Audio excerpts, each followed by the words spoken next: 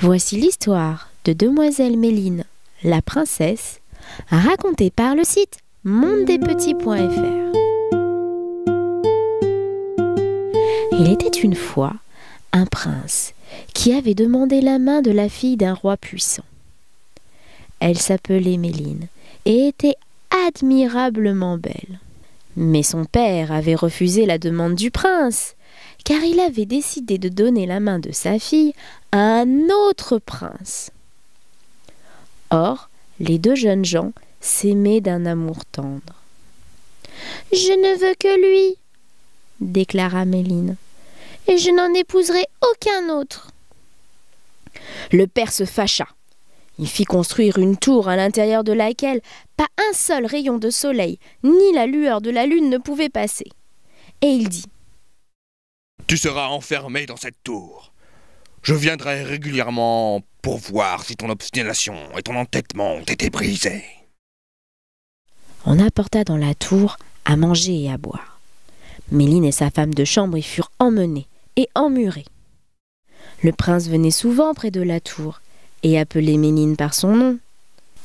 Mais le mur épais ne laissait pas passer sa voix.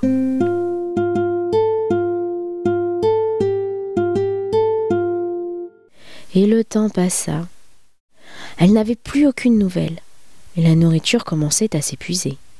Méline dit alors: « Il n'y a pas d'autre moyen, nous devons tenter de percer le mur. » Elle prit le couteau à pain et commença à gratter et à fouiller le mortier pour essayer de dégager une pierre. Lorsqu'elle était fatiguée, sa femme de chambre la remplaçait. Elles travaillèrent ainsi longtemps, jusqu'à ce qu'elles arrivassent à détacher une pierre. Puis une deuxième, puis une troisième. Et au bout de 3 jours, elles purent enfin voir le premier rayon de soleil. Finalement, la brèche fut suffisamment grande pour qu'elles puissent voir dehors. Le ciel était d'un bleu magnifique, et une brise fraîche les salua. Mais quel spectacle s'ouvrait à leurs yeux!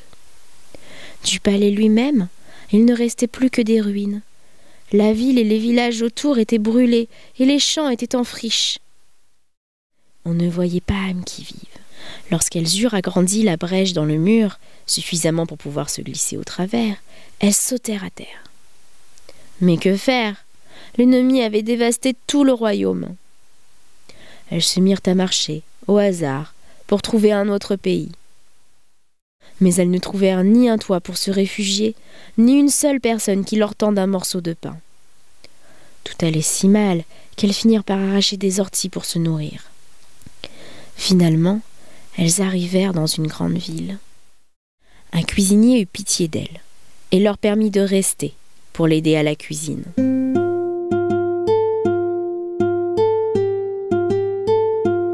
Le fils du roi de ce royaume était justement le prince qui autrefois avait demandé la main de Méline. Son père lui avait choisi une fiancée laide, au cœur dur. Le mariage approchait inexorablement. La fiancée était déjà là, mais à cause de sa laideur, elle ne s'était jamais montrée. Elle s'était enfermée dans sa chambre, et Méline lui apportait à manger directement de la cuisine. Le jour de la noce arriva, et la mariée devait accompagner son futur époux à l'église. Consciente de sa laideur, elle avait honte de se montrer en public. Elle dit alors à Méline: « C'est ton jour de chance. Je me suis tordu le pied et je ne peux pas bien marcher.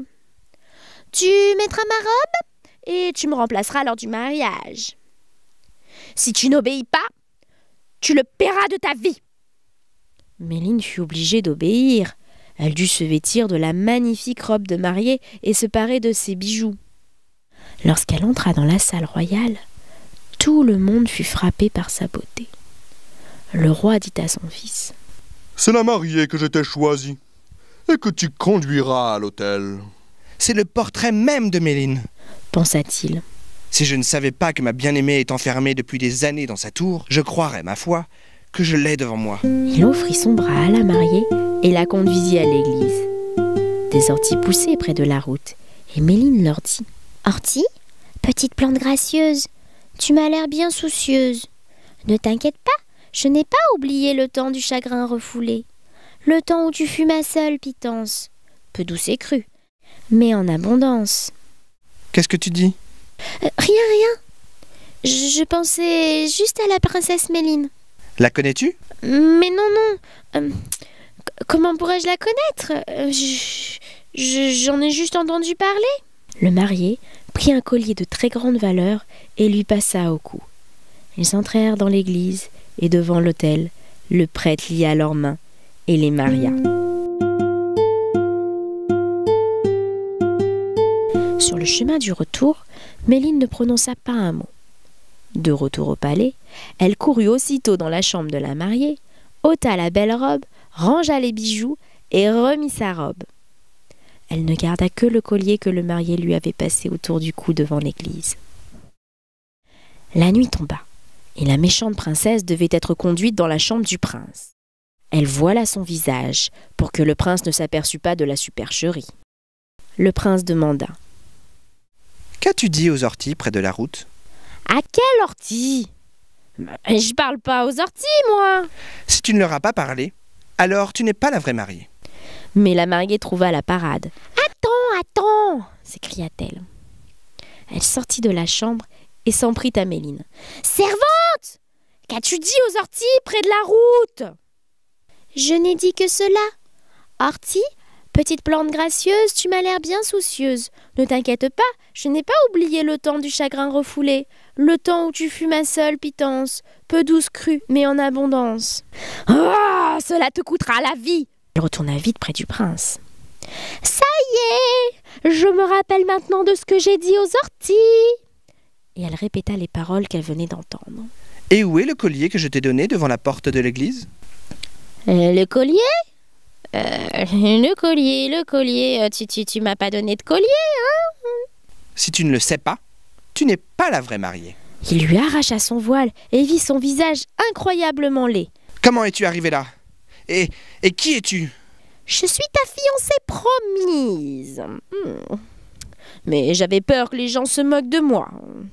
C'est pourquoi j'ai ordonné à la petite Souillon de mettre ma robe et d'aller à l'église à ma place. » « Où est cette fille ? Où est cette fille ? Je veux la voir. Va la chercher. » La méchante princesse sortit de la chambre et dit au serviteur que sa femme de chambre était une faussaire et qu'il fallait sans tarder la mener dans la cour et lui couper la tête. Les serviteurs attrapèrent Méline et voulurent l'emmener. Mais Méline se mit à crier et à appeler au secours si fort que le prince entendit sa voix et arriva en courant. Il ordonna qu'on relâche la jeune fille sur le champ. On apporta la lumière et le prince put voir que la jeune fille avait autour du cou le collier en or qu'il lui avait donné. « C'est toi la vraie mariée. Pendant le trajet vers l'église, tu as parlé de la princesse Méline. Tu lui ressembles tant. »« Je suis Méline, celle qui par amour pour toi fut emprisonnée dans un cachot obscur. Mais aujourd'hui enfin, le soleil a de nouveau brillé pour moi.